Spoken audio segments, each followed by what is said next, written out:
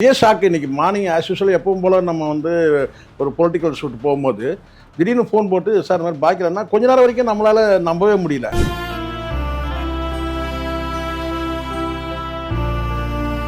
அவர் இறந்து வந்து கரெக்டாக ஒரு 16 நாள் முடிஞ்சு அவருடைய மரணம் இருந்தது. இதுவும் கூட ஒரு வகையான குரு வணக்கம், அது குரு தட்சணை கூட சொல்ல முடியும். இந்த 4-5 வருஷத்தில் இந்த கோவிடுக்கு பிறகு ரொம்ப முக்கியமானவங்கலாம் சினிமாவில் வந்து இறந்துகிட்டே வராங்க. இன்றைக்கி நான் இதை பேசியிருக்கிறேன், நாளைக்கு எனக்கு கூட நடக்கும். அதுதானே இப்போ பாக்கியராஜோட மரணம் அப்படி தானே சொல்ல வந்து நமக்கு தெரிய வருது. இன்றைக்கி நான் பாக்கியராஜை பற்றி பேசிட்டு இருக்கிறேன், நாளைக்கு நிலைமை என்னன்னு சொல்ல முடியாதுல்ல. எப்படி சொல்றது, அவரோட அந்த ஸ்கிரீன் பிளேலாம் வந்து எவ்வளோ எல்லாராலையும் எவ்வளோ பாராட்டப்பட்டதுன்றது தெரியும் சார். அமிதாப் பச்சன் அவர்களே வந்து சொன்னால் பெஸ்ட் ஸ்கிரீன் பிளே அப்படி கொடுக்கணும்னா அது பாக்கியராஜ். இந்த காட்சிக்கு நீ வந்து ஸ்கிரிப்ட் ரெடி பண்ணியிருப்போம் அப்படி கொண்டு வந்து கொடுத்து கவர் ஆனவர் தாங்க. யாரை கவர் முதல்ல கவர் பண்ணது பாரதி ராஜா. அவரு வந்து பார்த்து இம்ப்ரெஸ் ஆகி வந்து நல்லா இருக்கு.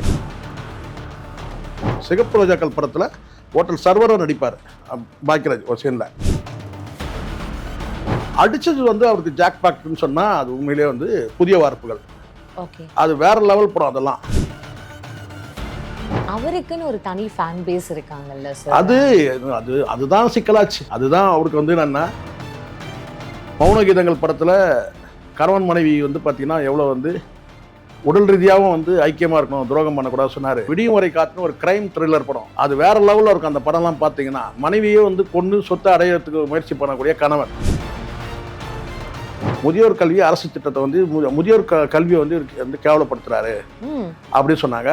இன்னொரு விஷயம் பண்ணாரு அதுல, அந்த படம் அதுதான் ஸ்டார்டிங் நான் நினைக்கிறேன் இவருடைய இமேஜ் சரியறதுக்கு. முக்கியமா வந்து ராதிகா அவங்க பேசின அந்த ஒரு எமோஷனலான ஒரு விஷயம் கூட பயங்கரமா இப்ப இதுவாயிட்டு இருக்கு சார்.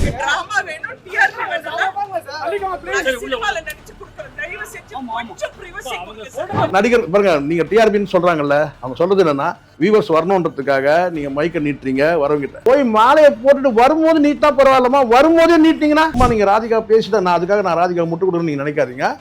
அவங்க பேசுறது சில நேரத்தில் அது அதீதமாக போயிடும். அதுக்கு பிரச்சனை அவங்க கிட்ட இல்லை, அது பரம்பரை பிரச்சனை. ஏன்னா அங்கே ஒரு பதட்டம் இருக்கும், வரவங்கலாம் அழுதுகிட்டே வருவாங்க. அதாவது உங்களுடைய சவுண்டை நீங்கள் அங்கே கொடுத்தீங்கன்னா எங்க சார் மீடியா பீப்புள் சவுண்ட் பண்றாங்க. திருப்பி நீங்கள் பார்க்கல, நீங்கள் இது வரைக்கும் நீங்கள் பார்த்தா தான் உங்களுக்கு தெரியும். இது சொன்னாலாம் புரியாது உங்களுக்கு.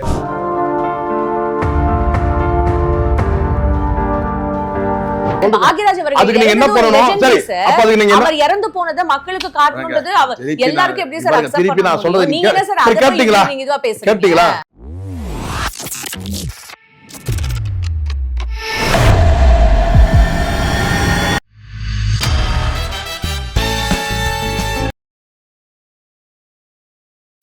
பிபிடி சினிமா நேயர்கள் அனைவருக்கும் வணக்கம். இன்னைக்கு நம்மளோட மூத்த பத்திரிகையாளர் ஷேக்வார் அவர் தான் நினைஞ்சிருக்காரு. நிகழ்ச்சிக்கு போகலாம் சார். வணக்கம். வணக்கம். வணக்கம்.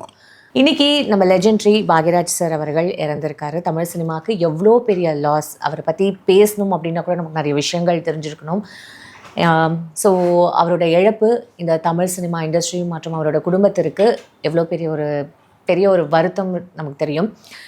ஸோ ஆழ்ந்த இரங்கல்களை தெரிவிச்சுக்கிறோம். சார் வணக்கம் சார். வணக்கம் சார். இது கொஞ்ச நாளைக்கு முன்னாடி தான் பாரதி ராஜா அவர்கள் இறந்தது. இப்போ குரு சிஷ்யன் அப்படின்னு தான் சார் பார்க்கப்படுது. 73 இயர்ஸ் ஓல்டு, வாக்கிங் போயிட்டு வந்திருக்காரு, செஸ்ட் பெயின் இருக்குன்னு சொல்லிட்டு இறந்தது. உண்மையாகவே அவரை மாதிரிலாம் வந்து ஒரு ஸ்க்ரீன் பிளே கொடுக்க முடியுமா சார்? இந்த மாதிரியான ஒரு லெஜெண்டரி இவங்கெல்லாம் வந்து படம் இயக்கிறத ஆரம்பிச்சு ஸ்டாப் பண்ணதுனால தான் இல்லை, நமக்கு தமிழ் சினிமாவில் வந்து நல்ல நல்ல படங்கள் வர்றதே ஸ்டாப் ஆகிடுச்சுன்னு கூட சொல்ல தோணுது இல்லை சார்? முதல்ல பாரதி ராஜா அவர்களுக்கு ஒரு வகையான குரு வணக்கம் கூட இதை சொல்லலாம். ஒரு வேளை குரு தட்சணை கொடுக்காம விட்டாரோ ஒரு வேளை. அதான் அவர் இறந்த அந்த துக்கமான நிகழ்வில் கிட்டத்தட்ட ரொம்ப நெருக்கமாக இருந்து எல்லா வேலையும் செஞ்சவர் தான் பாக்கியராஜ். ஸோ அப்படிப்பட்டவர் வந்துக்கிட்டால் அவர் இறந்த வந்து கரெக்டாக ஒரு 16 நாள் முடிஞ்சு அவருடைய மரணம் இருந்தது. இதுவும் கூட ஒரு வகையான குரு வணக்கம், அது குரு தட்சணை கூட சொல்லலாம். ஆனால் ஒரு விஷயம் எனக்கு என்னென்ன புரியல, சமீப காலத்தில் திரையுலக சார்ந்த மிகப்பெரிய ஜாம்பவன்கள்லாம் ஒவ்வொருத்தராக இறந்துக்கிட்டே வர்றாங்கன்னு பார்க்குறேன். அதுவும் பர்டிகுலராக வந்து நான் நினைக்கிறேன் இந்த 4-5 வருஷத்தில் இந்த கோவிடுக்கு பிறகு ரொம்ப முக்கியமானவங்கலாம் சினிமாவில் வந்து இறந்துக்கிட்டே வராங்க சார். நிஜமா சார்? அது ஒரு வகையில் எனக்கு என்ன நினைக்கிறேன்னா, இந்த தமிழ் சினிமா வந்து மிகப்பெரிய வந்து ஒரு அதல பாதாளத்தில் போயிட்டு போல இருக்கு ஒரு வேலை அப்படின்னு நினைக்கிறோம். சமீபத்தில் வந்து ஏவிஎம் சரவணனாக இருக்கட்டும், இதுக்கு முன்னாடி ஆர்பி சௌத்ரி, இன்னும் பல பேர் சொல்ல முடியாது. நம்ம நிறைய வந்து இறந்தவங்களை எண்ணிக்கை நம்ம பார்த்துட்டே வந்தோம்னா எல்லாருமே வந்து ஒரு லெஜெண்டாக இருந்திருக்கிறாங்க.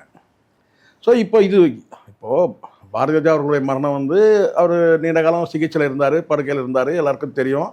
வயசு 84 ஆயிடுச்சு. ஏதோ ஒரு காலகட்டத்தில் முடிவை எட்டணும் தானே அப்படின்னு.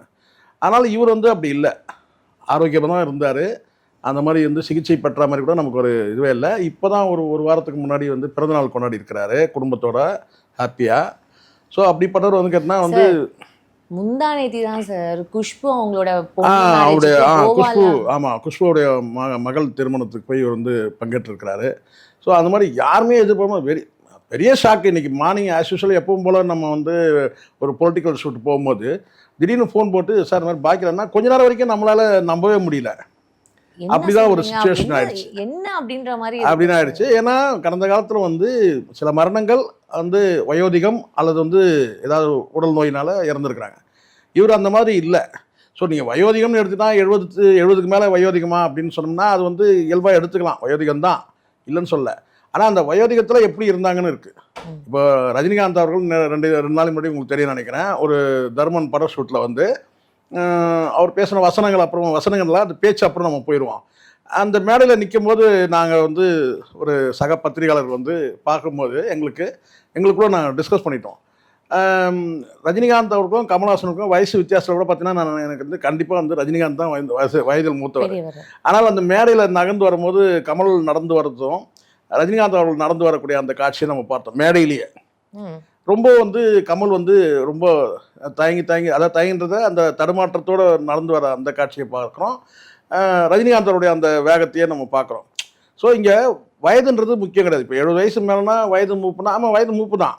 ஆனால் அந்த வயது மூப்புலேயும் வந்து சில பேர் எப்படி வந்து உடம்பு வச்சுட்ருக்குறாங்கன்னு பார்க்கணும். உடல்நிலை வந்து பொறுத்த வரைக்கும் அவருக்கு வந்து இத்தனைக்கும் வந்து ரஜினிகாந்த் அவருக்கு வந்து நிறைய சிகிச்சையெல்லாம் அவர் எடுத்துருக்கிறார். கமல் எவ்வளோ சிகிச்சை எடுத்தாலும் நமக்கு தெரியாது. ஆனால் அந்த காட்சியை பார்த்தீங்கன்னா யார் இதில் வந்து வயோதிகன்னு சொன்னால் அது கண்டிப்பாக கமலை தான் சொல்லுவாங்க. அப்படி தான் இருந்தது அந்த காட்சி பார்க்கும்போது. நேரடியாக அப்படி பார்க்கும்போது பாக்கியராஜ் கூட நீங்கள் பார்த்தீங்கன்னா இந்த சமீபத்தில் அவருடைய நிகழ்வு எல்லாமே பாருங்கள், குஷ்புவுடைய அந்த மகள் திருமணத்துக்கும் அதுலேயும் சரி, இந்த பக்கம் வந்து பார்த்தீங்கன்னா வந்து இந்த பிறந்தநாள் இங்கே கொண்டாடி இருக்கிறாரு.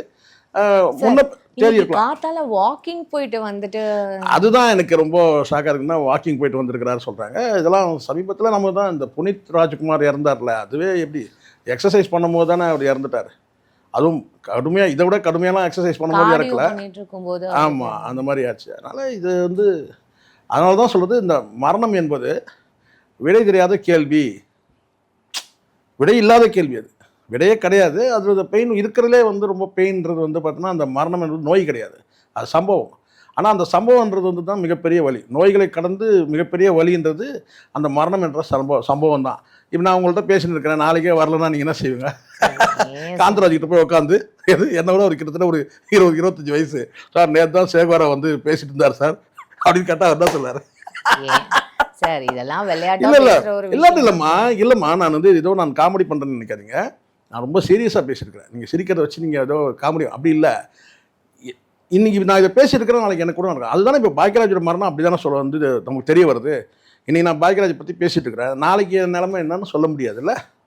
Fine sir. சார் எப்படி பார்த்தாலும் நம்ம தினம் ஒரு 8 மணி நேரம் நம்ம வந்து ரிமோட் ஆயிரும்ல, எங்கேயோ ஒரு தனிமைப்படுத்தப்பட்ட பகுதிக்கு போயிடும். ஆனால் எங்கன்னு நமக்கு தெரியல. கண்டிப்பாக உறக்கத்தில் வந்து எங்கேயோ ஒரு தனிமைப்படுத்தப்பட்ட பகுதிக்கு போகிறோம், ஆனால் எங்கே போகிறோன்னு தெரியல. முடிச்ச பிறகு தெரியும், ரைட் ஓகே இன்னைக்கு கன்ஃபார்ம், இன்னைக்கு உறுதியாயிடுச்சு. ஒரு நீதிமன்றத்தில் வழக்கு நடந்துருக்கும்போது ஒரு நீதிபதி சொல்கிறாரு, அவர் வந்து உட்காந்துட்டாரு, காலையில் அந்த எம்சியை காணோம், மெஜிஸ்ட்ரேட் கிளர்க்கை காணோம். அந்த நீதிபதி வந்து கேட்குறாரு, எங்கப்பா எம்சின்னு கேட்குறாரு. பக்கத்தில் இருக்கிற கிளர்க்கோ இல்லை வந்து இன்னொருத்தர் இருப்பாங்கள்ல டைப்பிஸ்டோ, அவருக்கு தெரியல, சொல்லிட்டு போய் தான் சொல்லுவார். அவர் என்ன சொல்கிறதுன்னு தெரியல. உடனே ஜட்ஜி என்ன சொல்கிறாரு, ஓ காலையில் வந்துட்டாரு, அட்டண்டன்ஸில் கையெழுத்து போட்டார், சம்பளம் உறுதியாயிடுச்சு போயிட்டாரா அப்படின்னு சொல்கிறாரு. காலையில் வந்தார், அட்டண்டன்ஸில் கையெழுத்து போட்டார், சம்பளம் உறுதியாயிடுச்சு போயிட்டார். புரியுதுங்களா? அந்த மாதிரி வந்து என்னென்னா வந்து இங்கே வந்து பார்த்திங்கன்னா வந்து அப்படி தான் இருக்குது. காலையில் பொழுது விடிஞ்சால் தான் நமக்கு ஒரு அட்டண்டன்ஸ். தூங்கி இருந்து முழிச்சிட்டு நம்ம உணர்ந்தோம்னா இன்றைக்கி நம்ம இருக்கிறோம் கன்ஃபார்ம் அப்படின்ற மாதிரி இருக்குது. அப்படி ஆயிடுச்சு. சார் பாக்யராஜ் அவர்கள் வந்து ஒரு எப்படி சொல்றது அவரோட அந்த ஸ்கிரீன் பிளேலாம் வந்து எவ்வளோ எல்லாராலையும் எவ்வளோ பாராட்டப்பட்டதுன்றது தெரியும் சார். அது அமிதாப் நீங்க பச்சன் அவர்களே வந்து சொன்னா பெஸ்ட் ஸ்கிரீன் பிளே அப்படி கொடுக்கணும்னா அது பாக்யராஜ் அது அவர்கள். என்னன்னு கேட்டிங்கன்னா, முன்னாடிலாம் வந்து ஒவ்வொரு காலகட்டத்தில் ஒவ்வொரு விஷயத்துக்காக படம் ஓடிச்சு.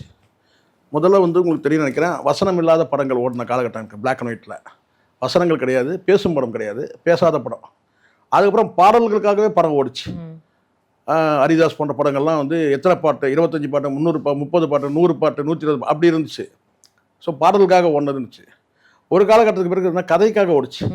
குடும்ப கதை, அந்த மாதிரி பாகப்பிரிவினை, இந்த மாதிரி வந்து இந்த பீம் சிங் போன்றவங்களாம் வந்து எடுத்தாங்களே, அந்த மாதிரி வந்து கதைக்காக போச்சு. ஒரு காலகட்டத்துக்கு பிறகு கமல் ரஜினா வந்து பார்த்தீங்கன்னா வந்து ஹீரோயிஸ்க்காக ஓடிச்சு, கதாநாயகர்களுக்காக, கதைக்காக உள்ள கதாநாயகர்களுக்காக ஓடிச்சு. அதே காலகட்டத்தில் பாக்யராஜ் போன்றவர்கள் வரும்போது திரைக்கதைக்காக ஓடிச்சு. அது உண்மை. ஏன் வசனத்துக்காக ஓடின காலகட்டம் கூட இருக்கு. இல்லை சார், டைரக்ஷன், மியூசிக், சிங்கர்ஸ், இல்லை அது வந்து எனக்கு இது பாருங்க, ஒரு விஷயம் நல்லா புரியணும். இங்கே பல பேர் இந்த திரைக்கதை, வசனம், டைரக்ஷன், பாடல்கள், இசை, ஒளிப்பதிவு இதெல்லாம் வந்து டி ராஜேந்தர் பண்ணியிருக்கிறாரு. இவர் ஒளிப்பதிவு பண்ணல, ஒரு படத்தில் வந்து இசையமைச்சிருக்கிறாரு, ஒரு பாடல் பாடியிருக்கிறார். இப்போ நம்ம வந்து கேட்டிங்கன்னா இவங்க வந்து பார்த்தீங்கன்னா வந்து ஒரு துணைக்கு கூட வந்து ஒரு ஸ்கிரிப்ட் ரைட்டர் யாரை கூட வச்சுக்கலாம். அசிஸ்டன்ட் டைரக்டர் நிறைய பேர், இப்போ டைரக்டர் இருக்காங்க, அசிஸ்டன்ட் டைரக்டர் நிறைய பேர் வச்சிருக்காங்க. சில காட்சிகள் அசிஸ்டன்ட் டைரக்டர் எடுப்பாங்க. அப்படி வந்தவங்க தான் மணிவண்ணன் வந்திருக்கிறாரு, மனோபாலா வந்து இவங்கெல்லாம் அசிஸ்டன்ட் டைரக்டர். பாக்யராஜன் அப்படி தான். ஆனால் வந்து ஒரு குறிப்பிட்ட ஒரு படத்தில் வந்து அவங்களோட திறமையை முழுமையாக காட்டுறதுக்கான வாய்ப்பு முதல்ல வரணும். அப்படி வாய்க்க பெற்றவங்க தான் வந்து முதல் கட்டமாக இவர் உள்ள வந்ததே வந்து ஸ்கிரிப்ட் ரைட்டராக தான் வந்திருக்கிறாரு. ஒரு குறிப்பிட்ட காட்சியை சொல்கிறாங்க, அதுக்கு வசனங்களை கொண்டு வந்து எழுதி கொண்டு வந்து சேர்க்கணும். அந்த வசனங்களை அந்த அந்த ஸ்க்ரீன் பிளே, அந்த திரைக்கதை வந்து எப்படி வந்து ஒரு கதையாக இருக்கோ அந்த கதையை வந்து திரைக்கதையாக மாற்றணும். அதுதான் வந்து ஸ்கிரிப்ட் ரெடி பண்ணி எழுதணும். அது பெரிய ஒர்க். அது அதனால தான் பார்த்தீங்கன்னா சில படங்களில் வந்து இவ்வளோ பெருசு வச்சுருப்பாங்க. ஒரு காட்சி, இந்த காட்சியில் கதாநாயகன் வராரு, கதாநாயகன் அந்த கேரக்டர்கள் எப்படின்றது எப்படி அது ஒவ்வொரு சீக்வென்ஸா எடுத்துக்கணும். ஆமாம், அது வந்து இப்போ பாரதி ராஜா வந்து பார்த்தீங்கன்னா சில நேரம் வந்து ஸ்கிரிப்ட் இந்த காட்சிக்கு நீ வந்து ஸ்கிரிப்ட் ரெடி பண்ணி எடுத்துக்கணும் அப்படி கொண்டு வந்து கொடுத்து கவரானவர் தாங்க. யாரை முதல்ல கவர் பண்ணது பாரதி ராஜாவை. அவர் வந்து பார்த்து இம்ப்ரெஸ் ஆகி வந்து நல்லா இருக்குது. அதுக்கு தான் ஒரு உதாரணம் வந்து தாமணி கனவுகள் படத்தில் ஒரு காட்சி இருக்கும். காட்டுற நல்லாக்காயின்னு சொல்லிட்டு பேசும்போது அப்போ பாக்யராஜ் வந்து கேட்டால் அந்த இடத்துல வேற ஒரு டைலாக் போட்டு எழுதி கொண்டு வந்து அதை காமிச்சு அதை பார்த்து இம்ப்ரெஸ் ஆகி பாரதி ராஜா அடுத்த என் படத்துக்கு நீதாண்டா கதாநாயகன். ஸோ அது உண்மையில் நடந்தது. பாரதி ராஜாவுக்கும் பாக்யராஜுக்கும் நடந்த அந்த டிரான்சாக்ஷன் அதுதான். ஒரு காட்சியில் ஸ்கிரிப்ட் ரெடி பண்ணி கொண்டு வந்து போது ஒரிஜினல் நடிக்கக்கூடிய நடிகர் வந்து சரியாக நடிக்கலை, வசனம் சரியாக அமையலை. அதை வந்து கேட்டுட்டு பாக்யராஜ் வந்து ஒரு ஓரமாக ஒதுக்குப்புறமாக அந்த ஷூட்டிங் ஸ்பாட்டில் இருந்தவர் அதை பார்த்துட்டு வந்து தன்னுடைய மனைவி அதாவது ராதிகா கிட்ட வந்து அதை வந்து அந்த காட்சியில் நடிக்க வைப்பார். அதை ஒட்டு கேட்டிருந்த பாரதி ராஜா வந்து பார்த்து இம்ப்ரெஸ் ஆகி அதுக்கப்புறம் அவருக்கு வாய்ப்பே கொடுப்பார். அது உண்மையாக நடந்த சம்பவம் தான். உண்மையாக நடந்த சம்பவம் தான். ஸோ அந்த மாதிரி கேட்டினா எனக்கு தெரிஞ்சு முன்ன பின்ன வருஷம் எனக்கு தெரியல. நான் சிகப்பு ரோஜாக்கள் படத்தில் ஹோட்டல் சர்வராக நடிப்பார் பாக்யராஜ் ஒரு சீனில். இன்னொரு படம் கிழக்கே போகும் ரயிலில் வந்து பார்த்தீங்கன்னா பஞ்சாயத்து நடக்கும்போது பார்த்தீங்கன்னா ஒல்லியாக விடவடுன்னு சின்ன பையனாக இருப்பார். வந்து அந்த துண்டை இடுப்பில் வச்சுக்கிட்டு பேசுவார், குறுக்க ஓடி வந்து வசனம் பேசுவார். அந்த வசனம் என்பது வந்து பார்த்தீங்கன்னா மூக்கிலே பேசுகிற மாதிரி இருக்கும். அந்த அவருடைய பேச்சுக்கள் வந்து அந்த பேசுவார் இல்லையா, அது வந்து அந்த படத்தில் அவர் நடித்தார். அதுக்கு பிறகு வந்து அடுத்தடுத்த படத்தில் சின்ன சின்ன கேரக்டர் அடித்தது வந்து அவருக்கு ஜாக் பாக்கெட்னு சொன்னால் அது உண்மையிலே வந்து புதிய வார்ப்புகள். அது வேற லெவல் படம். அதெல்லாம் அந்த படம்லாம் இன்றைக்கி எடுத்தால் அது எப்படி சொல்கிறாங்க, அந்த மாதிரிலாம் எடுக்கவும் முடியாது. மிகப்பெரிய அந்த படம் வந்து ஒரு ஹிட் ஆச்சு. அந்த படத்தில் தான் முழு கதாநாயகனா இவரை வந்து என்ன செய்கிறாரு, நீ வந்து மேக்கப் பட்டு வந்து நெல் ஒரு வாத்தியார், ஸ்கூல் வாத்தியார் ரோலு பண்ண. அப்போ வந்து நிற்கும் போது பார்த்தீங்கன்னா எங்கேயோ ஏதோ ஒரு குறை இருக்குது அப்படின்ற மாதிரி ஃபீல் பண்ணுறாரு. அப்போ உடனே சொல்கிறாரு, அங்கே பக்கத்தில் ஒருத்தர் கண்ணாடி வாங்கிட்டு வந்து அந்த கண்ணாடி கொண்டு வந்து மாட்டுறாங்க. ஸோ அதுதான் பிராண்டு. அதுதான் பிராண்டு. கண்ணாடி மாற்றி அந்த படத்தில் வந்து நல்ல காட்சிகள்லாம் வைப்பார். அந்த வசனங்கள் அந்த படத்தில் வந்து காதல் எப்படி வந்து ஒரு பத்திரிகையின் மூலமாக எப்படி காதல் உருவாகுதுன்றதெல்லாம் அந்த படத்தில் வச்சுருப்பார். அந்த பையன்கிட்ட, சின்ன பையன்கிட்ட வந்து அதான் அந்த காஜா ஷெரீப்னு ஒருத்தர் இருக்கார்ல, ஆஜா ஷெரீப், அவர் வந்து இதயம் புத்தகம் கொடுத்துட்டு வாத்தியார்கிட்ட இருக்கிற குங்குமம் எடுத்து வந்து கொடுக்க சொல்லி கேட்பாங்க. அப்போ இவர் சொல்லுவார், உங்கள் அக்கா கிட்ட இருக்கிற இதயத்தை கொடுக்க சொல்லு, நான் குங்குமத்தை தரேன் அப்படி சொல்லிட்டு ஒரு வசனம் வைப்பான். அதெல்லாம் ரொம்ப நல்லா நடிச்சிருப்பார். பாக்கியராஜ் தான் அந்த இடத்துல நடிக்க முடியும், வேறு யாரும் நடிக்க முடியாது. அந்த காலகட்டத்தில் வந்து சுதாகரே எல்லாத்துக்கும் கூப்பிட்டுருக்கூடாதுன்னு சொல்லிட்டு அன்னைக்கு வந்து பாக்கியராஜுக்கு வந்து அந்த வாய்ப்பு கொடுத்தாரு. அந்த வாய்ப்பு சக்ஸஸ் ஆச்சு. அதுக்கப்புறம் தான் தொடர்ச்சி, அதுக்கப்புறம் தான் அடிக்க ஆரம்பித்தார். ஸோ அதில் வந்து மிகப்பெரிய வந்து ஒரு பிளாக் பஸ்டர் படம்னா அந்த 7 நாட்கள். சார் இப்போ வரைக்கும் அந்த கடைசி கிளைமேக்ஸ்ல வர டைலாக் இன்னைக்கு வரைக்கும் வந்து பல பேருடைய வந்து வாழ்க்கையில் அந்த வசனம் இருக்க தானே செய்யுது. இன்னைக்கு வந்து பார்த்தீங்கன்னா வந்து லவ் பண்ண அத்தனை பேரும் கல்யாணம் பண்ணிக்கல. லவ் பண்ணவங்க வந்து அத்தனை பேருடைய காதலியும் வந்து யாரோ ஒருத்தருக்கு வந்து மனைவியாக இருக்கிறாங்க. இதானே உண்மை, இதானே உண்மை. ஸோ அது வந்து பார்த்தீங்கன்னா அந்த வசனம் வந்து இன்னைக்கு வந்து பல பேருக்கு வந்து ஏற்றுக்க முடியாத இன்றைக்கி இருக்கிறவங்களுக்கு உறுத்தலாக இருக்கும். ஆனால் அதில் அடிப்படையில் அவர் சொன்ன ஒரு விஷயம் வந்து உண்மை என்னன்னு கேட்டால், அந்த சடங்கு சம்பிரதாயன்றது வந்து பார்த்தீங்கன்னா நீங்கள் தூக்கி போகிறது முடியாது. சடங்கு சம்பிரதாயம் தான் ரொம்ப முக்கியம்னு சொல்லி எடுத்தார். ஆனால் அதுக்கு பிறகு அதுக்கு மாறுபட்ட பல படங்கள் வந்து தாலி அறுத்து தூக்கி போடுற மாதிரி பல படங்கள் வந்துச்சு. ஆனால் அது எதுவுமே வந்து பார்த்தீங்கன்னா நிற்கலை. அந்த நாட்கள் இன்றைக்கும் நிற்குது. காரணம் என்னென்னா அந்த சடங்கு சம்பிரதாயத்துக்கு வலிமை அதிகம் அப்படின்னு சொல்லி அதுக்காக வந்து எடுக்கப்பட்ட படம் தான் அது. அவருக்குன்னு ஒரு தனி ஃபேன் பேஸ் இருக்காங்கல்ல சார். அதுதான் சிக்கலாச்சு. அதுதான் அவருக்கு வந்து என்னன்னா இந்த ஆடியன்ஸில் வந்து பார்த்தீங்கன்னா வந்து ஃபீமேல் ஆடியன்ஸ் வந்து அவருக்கு நிறைய. ஓகே. அது ஒரு கட்டத்துக்கு மேலே வந்து என்னன்னா அது அவருக்கு வந்து தலைக்கணத்தை ஏற்றிடுச்சு. அதாவது என்னென்னா அதான் இப்போ ரஜினிகாந்த் சொன்ன அந்த வசனத்தை சேர்த்துக்க வேண்டியது தான். இப்போ ரஜினிகாந்த் என்ன சொன்னார், தர்மன் படத்தில் என்ன சொன்னார்? ரஜினிகாந்தை விட ஒரு தீர்க்கதரிசி யாராவது இருப்பாங்களா? இல்லை சார். இப்போ நீங்கள் எதுக்கு சார் இப்படி ஒரு வார்த்தை? இல்லை அதுதான் அது சொல்ல வர அது விஷயம் இருக்குது. அது விஷயம் இருக்குது. என்னென்னா ரஜினிகாந்த் என்ன சொன்னார், நம்மளை ஒருத்தருக்கு பிடிக்கலன்னா நாம எது செய்தாலும் அவங்களுக்கு பிடிக்காது சொன்னாரா? ஆமாம் சார். சொல்லிட்டு அதுக்கு அடுத்தது ஒரு வார்த்தை சொன்னார், நம்ம ஒருத்தவங்களுக்கு பிடிச்சது அப்படின்னா அவங்களுக்கும் நம்ம எது செஞ்சாலும் பிடிக்காது அப்படின்ற மாதிரி சொன்னாரா? சரியா கேட்கல நீங்கள். நான் மறுபடியும் சொல்கிறேன். முதல்ல சொன்ன வார்த்தை, நம்மளை ஒருத்தருக்கு பிடிக்கலன்னா நாம் எது செஞ்சாலும் அவங்களுக்கு பிடிக்காது. ஆனால் நம்மளை ஒருத்தருக்கு பிடிச்சிச்சுன்றதுனாலேயே நாம் எது செய்தாலும் அவங்களுக்கு பிடிக்கும்னு நினச்சா அது முட்டாள்தனம் சொல்கிறாரு. நல்லா புரிஞ்சுங்க. நம்மளை ஒருத்தர் பிடிச்சிச்சுன்னு சொல்கிறதுனாலேயே நாம் எது செஞ்சாலும் அவங்களுக்கு பிடிக்கும்ன்றது நினச்சோம்னா முட்டாள்தனம் தான். அதை தான் பாக்கியராஜ் என்ன செஞ்சிட்டாருன்னா, நம்மளை பிடிச்சிருச்சு, நாம் எது செய்தாலும் இனிமேல் வந்து பிடிச்சிடும் அவங்களுக்கு அப்படின்னு நினச்சார். பார்த்தீங்களா? அதுதான் முட்டாள்தனம் ஆயிடுச்சு. அதனால் என்ன செஞ்சாருன்னா, அவர் ரூட்லேருந்து கொஞ்சம் விலகி அவருடைய வழக்கமான அந்த ரூட்லேருந்து, அதாவது எப்படி வந்து உங்களுக்கு அந்த 7 நாட்களில் வந்து திருமண பந்தத்தோட புனிதத்தை சொன்னார். மௌன கீதங்கள் படத்தில் கணவன் மனைவி வந்து பார்த்தீங்கன்னா எவ்வளோ வந்து உடல் ரீதியாகவும் வந்து ஐக்கியமாக இருக்கணும், துரோகம் பண்ணக்கூடாது சொன்னார். மனைவி மீது எவ்வளோ அன்பு செலுத்த சொல்லி சின்ன வீட்டில் சொன்னார். பொய் சாட்சி சொன்னால் அந்த குடும்பமே அழிஞ்சு போயிடும்னு சொல்லி அதுக்கு வந்து உதாரணம் பொய் சாட்சி படத்தை சொன்னார். தாவணி கனவுகளில் வந்து பார்த்தீங்கன்னா ஒரு அண்ணன் வந்து 5 தங்கையை தூக்கி சுமக்கிற மாதிரி ஒரு கடமையை சொன்னார். இந்த மாதிரி ஒரு படத்துலேயும் நம்ம வந்து அவர் நிறைய நம்ம விடியும் வரை காத்துன்னு ஒரு கிரைம் த்ரில்லர் படம், அது வேற லெவலில் இருக்கும். அந்த படம்லாம் பார்த்தீங்கன்னா மனைவியே வந்து கொண்டு சொத்தை அடையிறதுக்கு முயற்சி பண்ணக்கூடிய கணவன், அது கடைசியில் கிளைமேக்ஸில் என்ன ஆகுதுன்றத சொல்லியிருப்பாரு. இப்படி வந்து பல படங்களை வந்து அவருடைய வந்து டிஃபரண்ட் ஜானர்ஸ்ல அவரால கொடுக்க முடியும். எப்போ ஒரு பிரச்சனை வந்து 7.5 வந்து எப்போ வந்து உட்கார்ந்தாருன்னா அவருடைய கெரியரில் எப்போ வந்து அதுக்கப்புறம் அவருடைய குருநாதர் கூட பல படங்கள் வெற்றி படங்கள் கொடுத்தாரு. ஆனால் எப்போ முடியும்னா தாவணி கனவுகளோட முடிஞ்சிருச்சு. அதுக்கு பிறகு அவர் என்னாச்சுன்னா அவர் வந்து ஃபீமேல் ஆடியன்ஸ் வந்து நமக்கு வந்து பலமாக இருக்கிறாங்கன்னு சொல்லிட்டு என்ன செஞ்சாருன்னா, அதுக்கப்புறம் அவர் எடுத்த அது இது நம்ம ஆளு ஒரு படம் எடுத்தார். அதில் வந்து ஒரு கட்டத்தில் வந்து உங்களுக்கு தெரியும் நினைக்கிறேன், படம் பார்த்தீங்கன்னா சோபனா வச்சு ரொம்ப வந்து கொஞ்சம் அருவருப்பான காட்சிகள் அதில் வச்சார். ஒரு மாடு வந்து விரகதாபத்தோடு வந்து மாடு வந்து அம்மான்னு கூப்பிட்ற அந்த இதை வந்து அது விரகதாபத்தோடு இருக்குதுன்ற மாதிரி அது மேற்கோள் காட்டுவார். அதுக்கு பிறகு இந்த ராசுக்குட்டின்னு ஒரு படம், அதில் வந்து ரொம்ப மோசமான காட்சியெல்லாம் அதில் வச்சார். அது ஐஸ்வர்யாவோட சேர்ந்து நினச்சது. அதுக்கப்புறம் எடுத்த படங்கள் எல்லாமே வந்து சக்ஸஸ் ஆகலை. விமன் ஆடியன்ஸ் வந்து முகம் சொல்லிக்கிற மாதிரி காட்சிகள் வச்சார். அது எங்க சின்ன ராசால எக்கச்சக்கமாக போயிட்டார். அதில் ராதா வந்து ரொம்ப கவர்ச்சியாக வந்து காட்டி ஃபீமேல் ஆடியன்ஸ்லாம் வந்து சார் அதெல்லாம் அந்த படம்லாம் நீங்கள் ஓடலை அப்படின்னு சொல்லுவீங்களா? ஓடனா சொல்லுங்க. ஓடலை. எங்க சின்ன ராசா ஓடலை, ராசுக்குட்டி ஓடலை, ஓடலன்றது என்ன தெரியுங்களா, கமர்ஷியல். சார் சித்தி சிஆர் சரஸ்வதி இவங்களை கூட வந்து ஏமாத்த அதுதான்மா, அதெல்லாம் வந்து பார்த்தீங்கன்னா ஓல்டு பேஷன்மா. அந்த ஜமீனில் ஒருத்தர் வந்து இவர் இன்னசென்ட்டா இவர் இருப்பாரு. இன்னசென்ட்டாக இருப்பார் ஜமீன். ஆனால் அதில் வந்து அவங்க மாமனோ இல்லை சித்தப்பனோ இல்லை யாரோ ஒருத்தர் வந்து பார்த்தீங்கன்னா அவன் தான் ஆக்டிங் ஜமீனாக இருப்பான். இதெல்லாம் பழைய ட்ரெண்டு.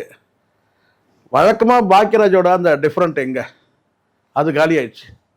அது காரணம் அந்த நேரத்தில் இவருடைய அரசியல் பிரவேசம் வந்து தேவையில்லாமல் பண்ணி அந்த இடத்துல வந்து மேல் ஆடியன்ஸோட வந்து அந்த நம்பிக்கை இவர் மேலே போயிடுச்சு. அதுக்கு பிறகு வந்து அரசியல் காரணங்களுக்காக அது ஒன்று. அதுக்கு பிறகு வந்து சார் எம்ஜிஆர் அவரோட தீவிர வந்து ஒரு பக்தர். அவரோட ஃபர்ஸ்ட் ஆஃப் இவர் நடிச்சு செகண்ட் ஆஃப் இவர் கண்டினியூ பண்ணாரு. கரெக்டு. எம்ஜிஆரே வந்து சினிமா விட்டு அரசியலுக்கு வந்துட்டார்ல. அதுக்கப்புறம் இவர் வந்து பார்த்தீங்கன்னா எம்ஜிஆர் வந்து கிட்டத்தட்ட கலையுலக வாரிசுன்னு அறிவிச்சிட்டாரு. ஆமா, அதுதான் அதுதான் சிக்கலாச்சு. அது வரைக்கும் வந்து திமுக கட்சி பார்வை இல்லாதவனா கட்சி பார்வையில் பார்க்க ஆரம்பிச்சிட்டான். அதெல்லாம் ஒரு ஒரு பின்னடைவுன்னு சொல்ல வரேன். டிராபேக். ஆமாம், இப்போ வந்து இப்போ திமுகவில் இருக்கிறவனும் பார்க்குறான், காங்கிரஸில் இருக்கிறவங்க பார்த்துருந்தான், ஏடிஎம்கில் இருக்கிறவங்க பார்த்துருக்கான். அப்படின்போது ஒரு குறிப்பிட்ட அரசியல் கட்சி, அது வந்து எம்ஜிஆர்னா இருக்கட்டும் யாருனா இருக்கட்டும், அவங்க வந்து கலையுலக வாரிசுன்னு அறிவிக்கும் போது அப்போ வந்து அது டிஃபர் ஆயிடுச்சு அப்பத்துலேருந்து. அதுக்கப்புறம் இந்த ஃபீமேல் ஆடியன்ஸ் எல்லாம் அவர் இழந்தார். ஒரு கட்டத்துக்கு மேலே அரசியல் கட்சி தொடங்கினார், ஜெயலலிதாவை எதிர்த்தார், அது இதுன்னு பேசுனார் மேடையில், ஜெயலலிதா உரிமையில் பேசினார். அதுக்கப்புறம் ஆட்சியில் வந்த பிறகு வேறு வழி இல்லாமல் சரண்டர் ஆகிட்டார். அது சரண்டர் ஆனதுக்கு வந்து பார்த்திங்கன்னா சரண்டர் ஆகிட்டுன்னு தெரியறதுக்காக வந்து அம்மா வந்தாச்சுன்னு வந்து ஒரு டைட்டில் வச்சார். சரிங்களா. அரசியலுக்கு வரும்போது என்ன சொல்கிறார், வேட்டியை மடித்து கட்டுன்னு சொல்லிட்டு அது நக்மாக்காக எடுத்தார்.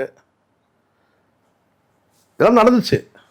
இதெல்லாம் நடக்கலன்னா சொல்ல முடியாது. இந்த தருணத்துல இத பத்தி இல்ல பேசுறது இல்லம்மா, இருக்கிறத பேசிதானேமா, இருக்கிற உண்மைதான். நக்மாக்காக எடுத்தாருன்னா என்ன, நக்மா அன்னைக்கு வந்து பீக்கா இருந்தாங்க, அதனால எடுத்தாங்க. நீங்க எதுவும் தப்பா புரிஞ்சுக்காதீங்க. ஸோ அந்த மாதிரி ஒரு காலகட்டத்தில் அதே மாதிரி அம்மா வந்தாச்சுன்னு ஒரு படம், இது மாதிரி சில படங்கள்லாம் எடுத்தார். அது வந்து அரசியல் கோடுகள், அரசியல் கோடு வேறு. அம்மா வந்தாச்சுன்னா அம்மா ஆட்சிக்கு வந்தாச்சுன்றது தான் அது டைட்டில், அம்மா வந்தாச்சுன்னு எடுத்தார். ஸோ இந்த மாதிரி நிறைய வந்து அவருக்கு பின்னாடி ஆயிடுச்சு. அதுக்கப்புறம் வந்து வரிசையாக ஒரு 5-6 படம் அடி வாங்குச்சு. ஓகே. அப்போ அதுல வந்து அவரால் அதுக்கப்புறம் அடுத்தடுத்து வாய்ப்பில்லை. அதுக்கப்புறம் சொக்கத்தங்கன்னு ஒரு படம் எடுத்தார். அதுவும் கமர்ஷியலாக பெருசாக போகல. அதுலேயும் ஜிவி லாஸ் ஆனார்னு சொன்னாங்க. விஜயகாந்த் அவரை வச்சு வச்சு எடுத்தார். ஆனால் அது வந்து விஜயகாந்துக்காக ஓரளவுக்கு வந்து போச்சு. கமர்ஷியலாகவும் அதுவும் வந்து அடிதான் அவருக்கு. Fine sir. ஸோ அந்த மாதிரி அதான் இப்போ அந்த மாதிரி சூழ்நிலையில் அதுக்கப்புறம் அவருடைய இறங்கு முகத்தை சொல்கிறேன் நான். ஏறுமுகம்னு ஒன்று இருக்கும்போது நம்ம பெருமையாக சொல்லுவோம். படம் வந்து அதெல்லாம் பார்த்தீங்கன்னா அது ஒரு படமாம்மா. அதிலலாம் வந்து இவர் நடித்ததுனால தான் இவர் பேச்சு. அதில் வந்து பார்த்தீங்கன்னா முழுக்க வந்து கதாநாயகி மையப்படுத்தி படம் ருத்ரான்ற படம். அதில் வந்து பார்த்தீங்கன்னா இவர் நடிக்கிறதுலாம் வந்து காமெடியிலே வந்து மொக்க காமெடியாக இருக்கும். ஒரு பேங்க்கில் கொள்ளை அடிக்கிறது, இதெல்லாம் வந்து பார்த்தீங்கன்னா வந்து ஒன்று இங்கே நல்லா புரியும், இவருடைய காமெடி வந்து ரசிக்க தகுந்த காமெடி. அந்த காமெடி வந்து பார்த்தீங்கன்னா உள்ள எப்போ வருதுன்னே தெரியாது. பாக்கியராஜ் படத்தில் அவர் எப்போ காமெடி பண்ணுவார்னே தெரியாது. அப்படிப்பட்ட ஒரு இதில் வந்து பார்த்தீங்கன்னா அதுக்கப்புறம் வெறும் காமெடினா முழு காமெடி மாதிரி ஆட்டம்னா அது நல்லா இருக்குமா. ஆக்ஷன் வந்து பார்த்தீங்கன்னா கௌதமி வந்து ஆக்ஷன் ஹீரோயின். அதில் இவர் வந்து பார்த்தீங்கன்னா காமெடி மாதிரி ஒன்று பண்ணுவார். ஸோ அதில் நிறைய ஆயிடுச்சு. சார் நம்பியார் அவர்களோட சேர்ந்து அந்த அது தூரல் நின்று போச்சு படம், நல்லா போச்சு. அதெல்லாம் வந்து ஒரு இனிமையான காலகட்டம். அது பாக்கியராஜ் தன்னை வந்து நிலைநிறுத்ததுக்காக எடுத்த படம். அது காலப்போக்கில் வந்து ஊர்வஷி உங்களோட நடிச்ச படம் முந்தானே முடிச்சு. அந்த படத்துலயும் ஒரு பெரிய சர்ச்சையாச்சு, 2 சர்ச்சையாச்சு அந்த படம் எடுக்கும்போது. நல்லா வந்து பார்த்தீங்கன்னா வந்து ஸ்க்ரீன் பிளே நல்லா தான் இருக்கும். ஒரு மனைவியை வந்து இழந்த ஒரு விடோவர் வந்து ஒரு ஊருக்கு வராரு. அந்த ஊரில் வந்து வாத்தியார் வேலைக்கு வரும்போது அங்கே இருக்கிற அந்த ஊரில் இருக்க பண்ணையார் பொண்ணு காதலிக்கிற மாதிரி, இதெல்லாம் ஒரு டிஃப்ரெண்ட்டான காட்சி தான். அந்த டைமில் அதில் வந்து பார்த்தீங்கன்னா ஒரு 2 தப்பு பண்ணார். அப்போ வந்து முதியோர் கல்வின்னு ஒன்று அறிவிக்கப்பட்டு எம்ஜிஆர் ஆட்சி காலத்தில் திறம்பட நடத்திட்டு வந்தாங்க. அப்போ வந்து இவர் என்ன பண்ணிட்டாரு, அந்த படத்தில் வந்து ஒரு டீச்சர் வந்து சொல்லி கொடுக்குற மாதிரி வந்து போட்டு, அப்போ எல்லாரும் அந்த ஊரில் இருக்கிற வயசானவங்க அத்தனை பேரும் வந்து கை பிடிச்சி சொல்லித்தராங்கன்னு முதல்ல ஒருத்தர் எக்ஸாம்பிளுக்கு வந்து கை பிடிச்சி சொல்லித்தருவாங்க ஆன்னு சொல்லிட்டு. அதுக்கப்புறம் அவர் வந்து அவங்க கையை பிடிச்சி சொல்லித்தரணுன்றதுக்காக அத்தனை பேரும் வந்து பார்த்தீங்கன்னா யாரெல்லாம் முதல்ல எழுத தெரியுமான்னு கேட்டால் கை தூக்கி எனக்கு தெரியும்னு சொன்னவங்கலாம் ஒருத்தர் தெரியாதுன்னு சொல்லுவார். அவங்கள கை பிடிச்சி இவங்க சொல்லி தருவாங்க. உடனே டீச்சர் நம்ம கையை பிடிச்சி சொல்லி தருவாங்கன்னு சொல்லிட்டு கேட்டால் எல்லாரும் வந்து வர சில லைனில் வந்து நிற்பாங்க ஆன்ட்டு. அதில் வந்து பயில்வான் ரங்கநாதனா வந்து எப்பயாவது இன்டர்வியூ பண்ணிங்கன்னா கேளுங்க எப்படி சார் வந்து நின்னீங்கன்னு சொல்லிட்டு அவர் சொல்லுவார். அவர் தான் வந்து வைத்தியர் அந்த ஊரில். அவர் வந்து நிற்பார், அவர் கையை பிடிச்சி டீச்சர் சொல்லி தருவாங்க. இது வந்து முதியோர் இல்லை அப்படி இல்லைம்மா, நான் சொல்லம்மா, உங்களுக்கு தெரியாததால நான் சொல்கிறேன். உங்களுக்கு தெரியல. அப்போ வந்து அவர் மேலே வந்து கேஸ் போடுறதுக்கே முடிவு பண்ணாங்க. முதியோர் கல்வி அரசு திட்டத்தை வந்து முதியோர் கல்வியை வந்து கேவலப்படுத்துறாரு அப்படின்னு சொன்னாங்க. இன்னொரு விஷயம் பண்ணார் அதில் அந்த படம், அதுதான் ஸ்டார்டிங் நான் நினைக்கிறேன். இவருடைய இமேஜ் சரியறதுக்கு யாருடைய பாக்கியராஜ். அந்த படத்தில் வந்து ஆர்ஆர்ஓ ஆரிரரோன்னு ஒரு பாட்டு. ம். அந்த பாட்டு வந்து தாய் தாலாட்டு தானே அது. ஆமா சார். அதை வந்து ஒரு மனைவி வந்து விரகதாபத்தோட அந்த பாட்டை வந்து பாடுற மாதிரி ஆர்ஆர்ஓ ஆரிரரோன்னு சொல்லிட்டு வச்சாரு. அது பெரிய சர்ச்சையாச்சு. எப்படி இந்த மாதிரி வந்து ஒரு தாய் தாலாட்டை வந்து இவர் எப்படி அதை வைக்கிறாரு சொல்லிட்டு அதெல்லாம் பிரச்சனை. ஸோ நான் விஷயங்கள்லாம் அதை ப்ளஸ்ஸு மைனஸ் ரெண்டுத்தையும் சொல்கிறேன். அதுக்காக நான் பாக்கியராஜ் வந்து பார்த்தீங்கன்னா இன்கேப் அப்படிலாம் நம்ம சொல்லவே முடியாது. மிகப்பெரிய ஜாம்பவன் மகா கலைஞன் தான். ஆனால் சரிவு வந்து இந்த மாதிரிலாம் ஆச்சுன்ற இது மாதிரி ஒரு விஷயங்கள் பண்ணதுனால சரி சரி மெல்ல மெல்ல அவர் சரியிறது அவருக்கே தெரியாமல் போச்சு. அவர் சாம்ராஜ்யம் அவர் சரியறது தெரியாமல் உட்காந்துருப்பாங்க தெரியுங்களா சில பேர். அந்த மாதிரி தான் அவர் வந்து அவர் சரிஞ்சார். இந்த படம் வில்லனா கூட அவர் பண்ணியிருக்காருல்ல சார், வடிவுக்கரசியும். அதுதான் நான் சொல்கிறேன்ல உங்களுக்கு. இந்த குறிப்பாக நான் சொல்லக்கூடியது இந்த விடியும் வரை காத்திருன்னு ஒரு படம், கிரைம் த்ரில்லர். அதில் பார்த்தீங்கன்னா அவர் கிட்டத்தட்ட வில்லன் கேரக்டர் தான். மனைவியை கொல்றதுக்கு பல தடவை முயற்சி பண்ணுவார். அதில் வந்து அதுவே ஒரு வில்லன் கேரக்டர் தான் அது. பட் எனக்கு தெரிஞ்சு வந்து பார்த்தீங்கன்னா அவர் வந்து காமெடியனாவோ மற்ற ரோல்லாம் கிடையாது.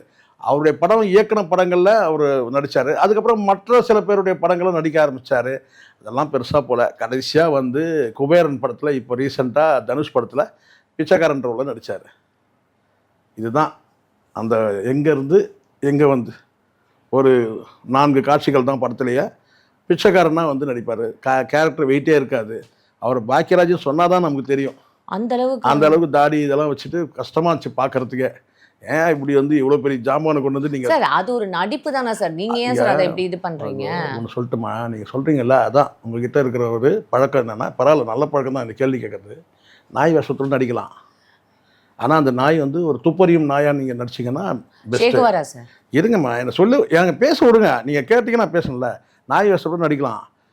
புலனாய்வு துப்பறியும் நாய் ஒரு புலனாய்வு நாயாக நடிக்கலாம்.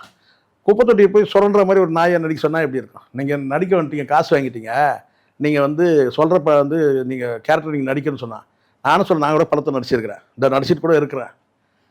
கேரக்டர்னு ஒன்று இருக்குல்ல. தனுஷ் கூட தான் அந்த படத்தில் அப்படி நடிச்சிருக்காரு. நான் திருப்பி நான் சொல்கிறேன். அந்த அவருடைய அந்த கேரக்டர் அவர் பொசிஷன், அவர் ஹீரோ அந்த படத்தில். அவர் ஹீரோ. பிச்சைக்காரன் படத்தில் வந்து விஜய் ஆண்டனி கூட தான் நடிச்சிருக்காரு. பொசிஷன் ஒன்று இருக்குல்ல. அந்த கொடுக்கப்பட்ட கேரக்டரே வந்து பார்த்தீங்கன்னா ஒரு 4ஆம் தர கேரக்டர். அதில் அவரை தவிர வேறு யாருமே நடிக்க முடியாதா? பாக்கியராஜ் தவிர. நான் சொல்கிறேன். மேபி திருடன் கூட நடிக்கலாமா? கொள்ளை அடிக்கலாம் நடிக்கலாம். ரேப்பிஸ்டாக நடிக்கலாம். கேரக்டர் வெயிட் இல்லைன்னு சொல்ல வரேன் நான். நாயாக நடிக்கலாம், தப்பே கிடையாது. அது புலனாய்வு செய்யக்கூடிய நாயாக இருக்கணும், துப்பறிகிற நாயாக இருக்கணும். குப்பத்தொட்டியை பற்றி வந்து பார்த்தீங்கன்னா புரண்ட நாயாக இருக்கக்கூடாதுல்ல. அந்த மாதிரி நான் எதுக்காக சொன்னேன்னா, பெரிய ஒரு ஜாம்பவனை கொண்டு வந்து ஒரு சின்ன துண்டு துக்கடா கேரக்டரை கொண்டு வந்து பிச்சைக்காரனை நீங்கள் நடிக்க வச்சிங்களான்னு சொல்கிறேன் நான். அவர் விரும்பி நடிச்சாரா விரும்பலாம் எனக்கு தெரியாது. ஆனால் இருக்கிற விஷயத்த நான் சொல்கிறேன். நீங்கள் அதுக்குள்ளே நீங்கள் நான் என்ன செய்ய முடியும் சார்? இன்னைக்கு வந்து இன்னொரு சம்பவம் நடந்திருக்கு சார். இந்த முக்கியமாக வந்து ராதிகா அவங்க பேசின அந்த ஒரு எமோஷ்னலான ஒரு விஷயம் கூட பயங்கரமாக இப்போ இதுவாகிட்டு இருக்கு சார். உங்களுக்கு நாங்கள் நடிச்சு தானே கொடுக்கணும், டிஆர்பிக்காக நான் நடிச்சு கூட கொடுத்துட்றேன், என்னோட எமோஷன்ஸ்க்கு கொஞ்சம் வந்து மீடியா அதாவது உணர்வுக்கு மரியாதை ஒரு விஷயம் நம்ம சொல்லணும். பிரைவசி முதல்ல மீடியா சைடில் நம்ம சைடில் இருக்கிற தப்பு சொல்லிடணும். முதல்ல மீடியாக்களும் வந்து இது மாதிரி ஒரு மரண துயர நிகழ்ச்சினா இப்போ நீங்கள் சொன்னால் முடியாது. இப்போ நான் உங்கள்கிட்ட உட்காந்து பேசிட்டு இருக்கிறேன்ல, காலையிலேருந்து எத்தனை மீடியாவில் நான் பேசியிருப்பேன் நீங்கள் நினைக்கிறீங்க? எத்தனை பேசியிருப்பேன்? அதிகபட்சம் பார்த்தீங்கன்னா இப்போ இது 4வது காலையிலேருந்து. இப்போ மணி என்ன 4 வீடியோ. எவ்வளோ ஃபோன் தெரியுமா வந்திருக்கு எனக்கு? 25 ஃபோன் கால் வந்திருக்கு. ஆனால் ஒத்துக்கிட்டது 4 தான். இன்னும் ஒன்று போக முடியுமான்னு தெரியல. ஏன்னா உங்ககிட்ட வந்து மாட்டிக்கினானே, அதனால் போக முடியான்னு தெரில. ஆனால் வந்து முடிஞ்சிச்சு. ஆனால் இதே நான் வந்து அந்த 25 காலில் 10 கால் என்னால் அட்டன் பண்ண முடியும். ஃபுல்லாக வந்து ஒரே இடத்துல கொண்டு வந்து குவிச்சிட்டு இது பண்ண முடியும். மீடியாக்கள் நீங்கள் வந்து அங்கே ஒழுக்கத்தை கடைப்பிடிக்காமல் நீங்கள் வந்து ஒரு கும்பல் கூச்சலாக நீங்கள் போய் அங்கே போய் நின்னீங்கன்னா போக்குவரத்து பாதிக்கப்படும். பல விஐபிகள் வரலாம். ஏன்னா இது வந்து அன்எக்ஸ்பெக்டடாக நடக்கக்கூடிய வந்து ஒரு மரணம். அது ஏதோ நோய்வாய்ப்பட்டு ஹாஸ்பிட்டலில் போட்டு நடக்குதுன்னு மக்கள் ரைட்டு. ஆனால் நீங்கள் வந்து அங்கே ஒழுக்கம் இல்லைன்ற நான். நீங்கள் கும்பலாக வந்துடுறீங்க. இதனால தான் விஜய் ஆண்டனி என்ன செஞ்சார், நீங்கள் எல்லாம் கிளம்புங்கன்னு சொல்லிட்டார். ஆமாம் சார். அதே மாதிரி இவர் அஜித்குமாரும் அப்படி தான் பண்ணார். ஆமாம் சார். நீங்கள் எல்லாம் கிளம்புறீங்க. ஏன்னா உங்கள்கிட்ட ஒழுக்கம் இல்லை. அங்கே வந்து கத்துறீங்க, கூச்சல் போடுறீங்க. உங்களுடைய ஆமாம் மீடியா மீடியா கூட இருக்குமா, ஒரு இறந்த வீட்டில் வந்து நீங்கள் கூச்சல் வந்து பார்த்தீங்கன்னா சத்தம் அதிகமாக இருந்தால் இறைச்சலாக இருக்கும், பிடிக்காது யாருக்குமே. ஏன்னா அங்கே ஒரு பதட்டம் இருக்கும், வரவங்கலாம் அழுதுகிட்டே வருவாங்க. பத்தாத்துக்கு உங்களுடைய சவுண்டை நீங்கள் அங்கே கொடுத்தீங்கன்னா எங்க சார் மீடியா பீப்புள் சவுண்ட் பண்றாங்க? திருப்பி திருப்பி நீங்கள் பார்க்கல, நீங்கள் இது வரைக்கும் நீங்கள் பார்த்தா தான் உங்களுக்கு தெரியும். இது சொன்னாலாம் புரியாது உங்களுக்கு. நான் ராதிகா பேசுறது சரின்னு நான் சொல்ல அதுக்கப்புறம் வரேன். ஆனால் மீடியா பீப்புள் நீங்கள் அங்கே பண்ணக்கூடிய இது நீங்கள் பார்க்கல. நீங்கள் ஒரு நாளைக்கு போய் பாருங்கள், பிரபலமான எந்த இடத்துல அங்கே எப்படின்னு பாருங்கள். ஒருத்தர் வர விட மாட்டாங்கம்மா. ஒருத்தர் மாலையோட வராங்கன்னு சொன்னால், நடிகர் வராங்கன்னு சொன்னால் அங்கே வரவே விட மாட்டாங்க அவங்கள. அப்படியே மொத்தமாக மயக்க பிடிச்சி எதிர்க்க அவங்க முன்னாடி நிற்பாங்க. வழி விட்டால் தானே போக முடியும். ஒரு ஒரு ஓரமாக நின்று நீங்கள் அத்தனை பேரும் நீங்கள் காட்சிப்படுத்தினா பிரச்சனையே கிடையாது. அத்தனை பேரும் அப்படியே தள்ளிட்டு போவீங்க. வெளியில் மாலையை போட்டு வரவங்க கிட்ட போய் மயக்க நிட்டா என்ன சொல்லுவாங்க? இது மாதிரி நிறைய ஒழுங்கினம் நடக்குது. சும்மா நீங்கள் ராதிகா பேசிட்டா நான் அதுக்காக நான் ராதிகா முட்டு கொடுன்னு நீங்கள் நினைக்காதீங்க. அவங்க பேசுறது சில நேரத்தில் அது அதீதமாக போயிடும். அதுக்கு பிரச்சனை அவங்க கிட்ட இல்லை, அது பரம்பரை பிரச்சனை. அது பரம்பரை பிரச்சனை. சில நேரத்தில் வார்த்தைகள் அதிகமாக விடுவாங்க அவங்க. அது ரொம்ப எமோஷனல். அதுதான் நான் சொல்றேன், அது பிரச்சனை அவங்க கிட்ட இல்லைன்னு சொல்றேன். அது பரம்பரை பிரச்சனை. அது வந்து அது குற்றம் வந்து அது வந்து அவங்க அப்பா கிட்ட இருந்து எடுக்கணுங்க சார். ஏன் சார் நீங்க எங்கயோ போறீங்க? உண்மையை தானே சொல்றேன். உங்களுக்கு ஏமா கசப்பா இருக்கு? நீங்க கேட்ட கேள்வி நான் பதில் சொல்றேம்மா. நான் வேணா அவங்க ஒன்னா கோவப்பட்டேன் என் மேல. ராதிகா கோவப்பட்டதில் தப்பு இல்லை, கோவப்பட்டு சில வார்த்தைகள் விட்டாங்கன்றீங்க பார்த்தீங்களா? கோவப்பட்டு தப்பே கிடையாது, கோவப்பட்டது கரெக்டு. அங்கே நீங்கள் வந்து பார்த்தீங்கன்னா ஒரு துக்க நிகழ்வு கூட பார்த்தீங்கன்னா நிம்மதியாக அங்கே விடுறதே கிடையாது. நடிகர் பாருங்க, நீங்கள் டிஆர்பின்னு சொல்கிறாங்கல்ல, அவங்க சொல்கிறது என்னன்னா வியூவர்ஸ் வரணுன்றதுக்காக நீங்கள் மைக்கை நீட்டுறீங்க வரவங்கிட்ட. போய் மாலையை போட்டுட்டு வரும்போது நீட்டா பரவாயில்லம்மா, வரும்போதே நீட்டிங்கன்னா மாலையோட வராங்க, கொண்டு போய் மைக்கை கொண்டு போய் தொண்டையில் கொண்டு போய் விட்டீங்கன்னு வச்சுக்கோங்க. அவங்க என்ன பண்ணுவாங்க? பலர் பல விதமான உணர்வோட வருவாங்க. இப்போ பாக்கியராஜால வாழ்ந்தவங்க எவ்வளோ பேர் இருப்பாங்க, அவங்க ஒரு துக்கத்தோடு வருவாங்க. அவங்கள்ட்ட கொண்டு போய் மைக்கை நீட்டிங்க, அவங்களை போக விடாமல் தடுத்தீங்கன்னா நடக்குதுமா, உங்களுக்கு தெரியாதுமா. நீங்கள் ஏன்னா 10 பேர் 20 பேர் பரவாயில்லமா, 50 பேர் 100 பேர் கொண்டு வந்து மைக்கை கொண்டு வந்து நிறுத்துனீங்கன்னா தனியாக வந்து ஒரு ஸ்டாண்ட் போட்டு அந்த இடத்துல நீங்கள் எல்லாத்தையும் வச்சுன்னா பரவாயில்ல. ஒவ்வொருத்தரும் ஒரு நடிகர் வராங்கன்னும் போது பார்த்தீங்கன்னா வந்து செய்தி சேகரிக்க போறீங்க. அது வருவாய் தான், நான் இல்லைன்னு சொல்லலை, வருமானம் தான். சமூக சேவை. இப்ப நான் வந்து இருங்க இப்ப நான் கேட்கிறேன், அங்க சமூக சேவைக்கு வந்திருக்காங்க சார். சாவுல வருமானம் இல்ல நான் கேட்கறது அது இல்ல. அப்ப நீங்க நான் கேட்கறது சமூக சேவைக்காக வந்திருக்கீங்களா? பாக்கியராஜோட இறப்பு வந்து உலகம் முழுவதும் தெரியணுன்றதுக்காக வந்திருக்கீங்களா? சார் நீங்க பேசுறது நான் எப்படி தெரியுமா நான் சொல்றேன்? பாக்கியராஜ் அவர்கள் அதுக்கு நீங்க என்ன பண்ணணும்? சரி, அப்ப அதுக்கு நீங்க அவர் இறந்து போனதை மக்களுக்கு காட்டணும்ன்றது எல்லாருக்கும் எப்படி சார் அக்செப்ட் திருப்பி நான் சொல்றது நீங்க என்ன சார் அதை கேட்டீங்களா? நீங்க இதுவா பேசுறீங்க? கேட்டீங்களா? பதில் சொல்ற வரைக்கும் அமைதியா இருக்கணும். கேட்டீங்களா? நான் சொல்றேன், அதுக்கு நீங்க என்ன பண்ணணும்? பாக்கியராஜோட இறப்பு காட்டணும், வரக்கூடிய விஐபி காட்டணும். ஒரு ஓரமா ஸ்டாண்ட் போட்டு நிறுத்தி நீங்க வந்து வரவங்களை அத்தனை பேர் நீங்க காட்சிப்படுத்துங்க, வரிசையா வச்சு 50 கேமரா வைங்க வரிசையா. நீங்க அப்படி பண்ணல. ஒரு நடிகரை வரும்போது பாத்தீங்கன்னா வரும்போதே கொண்டு போய் தொண்டையில நீட்டுறீங்க மைக்க, அதுக்கப்புறம் போகும்போதும் நீட்டுறீங்க. அங்க எப்படி போக்குவரத்து எப்படி இருக்கும்? எவ்வளவு பேர் வராங்க? ஒரு 50 பேர் வராங்களா? 100 பேர் வருவாங்களா? ஆயிரக்கணக்கான பேர் வரும்போது அந்த மாதிரி தான் நடக்குது. அதை விரும்புறது இல்லம்மா, உங்களுக்கு புரியலம்மா. உங்களுக்கு நான் சொல்றது உங்களுக்கு புரியல. நடிகைகள் ஒரு பிம்பத்தை வந்து மக்கள் மத்தியில் பதிய வச்சிருக்காங்க, நடிகர்களும் அப்படிதான். இப்போ திடீர்னு ஒரு துக்க நிகழ்வு நடக்கும்போது பார்த்தீங்கன்னா அவங்க போய் மேக்கப்லாம் போட்டுக்கிட்டு வர முடியாது. தலைவிரி கோலமாக வருவாங்க சில பேர். போட்டிருக்கிற ட்ரெஸ்ஸோட கூட பார்த்தீங்கன்னா நைட்டியோட கூட சில பேர் வந்து துக்க நிகழ்வுக்கு வந்திருக்கிறங்க நீங்கள் பார்த்துருப்பீங்க. பதினெட்டு ஓடி வருவாங்க. நீங்கள் அதெல்லாம் வந்து காட்சிப்படுத்துறீங்க. அப்போ அங்கே பிரைவசி போகுது. நடிகர்லாம் அப்படிதான், இப்படிதான் முகத்தை வந்து பதிய வச்சிருக்காங்க ரசிகர்கள் மத்தியில். ஆனால் நீங்கள் என்ன பண்ணுறீங்கன்னா அவங்க வந்து ஒரு வேகத்தில் வராங்க, அந்நேரத்துக்கு போயிட்டு இவனை மேக்கப் மேன் வர சொல்லுப்பா அது சொல்லிட்டு காஸ்டியூம்லாம் போட்டுக்கிட்டு அப்படிலாம் வர முடியாது. துக்க நிகழ்வு வந்து யாராக இருந்தாலும் சரி, அவங்க என்ன வந்து ட்ரெஸ் மெட்டீரியல் வீட்டில் இருக்குதோ அப்படி தான் வருவாங்க. ஆனால் நீங்கள் என்ன செய்றீங்க வந்து காட்சிப்படுத்துன்ற நோக்கம் தான் உங்களுக்கு இருக்க தவிர அதுக்கு பின்னாடி ஒரு பிஸ்னஸ் இல்லைன்னா நீங்கள் சொல்லாதீங்க. இருக்கு, இல்லைன்னு சொல்ல முடியாது, பிஸ்னஸும் இருக்கு. அதே சமயத்தில் ஒரு செய்தியை வந்து பார்த்தீங்கன்னா வந்து ஒரு புகழஞ்சலி செலுத்துறத நீங்கள் வந்து பதிவு பண்ணணுன்றது அது நோக்கம் செய்தான். அதுக்கு பின்னாடி ஒரு பிஸ்னஸ் இல்லைன்றதை மறுக்க முடியாது. அப்ப இந்த இடத்துல என்ன ஆகுதுன்னா, இங்க நல்லா புரிஞ்சுக்கணும், அங்க என்ன ஆகுதுன்னா அங்க கொண்டு போய் நீங்க வந்து மைக்க நிட்டுறீங்க. எனக்கு வருத்தமே என்ன தெரியுமா, ஒரு டெத்தில் போயிருந்தேன். போய் இறுதி அஞ்சலி செலுத்திட்டு வெளியில வந்தாங்க. அழகா வந்து ஒரு மைக் ஸ்டாண்ட் போட்டாங்க. நேராக வருவாங்க, மாலையை போடுவாங்க, அந்த சுற்றி வந்துடுவாங்க, பாடியை சுற்றி வந்துட்டு வெளியில் வரும்போது விருப்பப்பட்டவங்க அந்த இடத்துல போயிட்டு பேசிட்டு போகலாம். ஆனால் சில இடத்துல என்ன தெரியுமா ஆகுது, விஜய் ஆண்டனியோட மகளுடைய அந்த இதுக்கு பார்த்தீங்களா நீங்கள், ஒரு அன்எக்ஸ்பெக்டடாக ஒரு குழந்தை இறந்து போச்சு. எப்படி இருந்து தெரியுமா அந்த காட்சி, பத்திரிகையாளர்களே கண்டிச்சாங்க, பத்திரிகையாளர் சங்கமே கண்டிச்சாங்க. ஏன்னா அவ்வளோ ப்ரெஷரு. ஒரு கட்டத்தில் அவர் எல்லாரையும் கிளம்புங்கன்னு சொல்லிட்டாரு. தப்புமா யாராக இருந்தால் இருக்குன்னு. அதை தாண்டி ராதிகா சில வார்த்தைகள் சொல்கிறாங்கன்னா அங்கே சூழ்நிலைகள் அவங்க அந்த வார்த்தையை விடுறாங்க. அது வார்த்தையை கொஞ்சம் கடினமான வார்த்தை, ரொம்ப ஹார்ட் வேர்ட்ஸ் விட்டாங்கன்னா அது அவங்க கிட்ட இருக்க கோளாறு கிடையாது, அது பரம்பரை கோளாறு. சரி, இவ்வளோ நேரம் எல்லா கேள்விகளுக்கும் ரொம்ப அழகாக பதில் சொன்னீங்க. உங்கள் நேரத்துக்கும் கருத்துக்கும் நன்றிங்க.